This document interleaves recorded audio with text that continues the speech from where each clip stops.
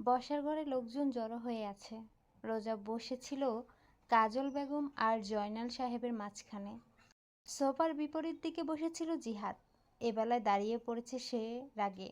বড় শ্বাস টেনে নিল রোজা। সবার সামনে শান্ত গলায় বলল, আমি এই কাজটা ছাড়ব না। জিহাদ হিসহিসিয়ে উঠল, ছাড়বে না? রোজা মাথা নুইয়ে রেখেছিল। এবারে সরাসরি তাকিয়ে বলল, পারবো না। তাহলে আমাকে ছেড়ে দাও। কাজল বেগম আঁতকে উঠলেন। রাগের মাথায় কী সব বলছিস বাবা? মাথা ঠিক আছে? দুজন একান্তে আলোচনা করে মিটিয়ে নে। জিহাদ রাগে চিৎকার করে ওঠে,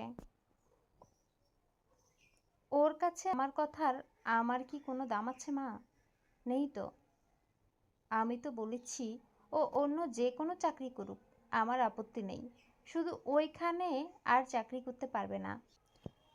এইটুকু কি বেশি চেয়ে ফেলেছি? রোজা দাঁড়িয়েছে। নিপা বেগম দ্রুত এগিয়ে এলেন। মেয়ের হাত ছুঁয়ে কিছু একটা বলতে চাইলেন। রোজা সেই সুযোগটুকু দেয় না। থমথমে মুখে প্রশ্ন করে, আমি ওখানে কেন চাকরি নিয়েছিলাম জিহাদ? অমন এক বাঘের গুহায় আমি কাঁপতে কাঁপতে কেন যেতাম? জিহাদ মুহূর্তে নরম হয়ে এলো। আগেরকার বিষণ্ণ দিনগুলোর কথা ভেবে রাগ নিভে গেল।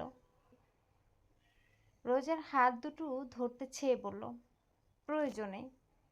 তখন আঙ্কেল ক্যান্সারের পেশেন্ট ছিলেন। অনেক অনেক টাকার প্রয়োজন ছিল। এখন তো আর প্রয়োজন নেই, তাই না? বাড়ি গাড়ি সবই তো হয়েছে। আঙ্কেলও দিব্যি সুস্থ।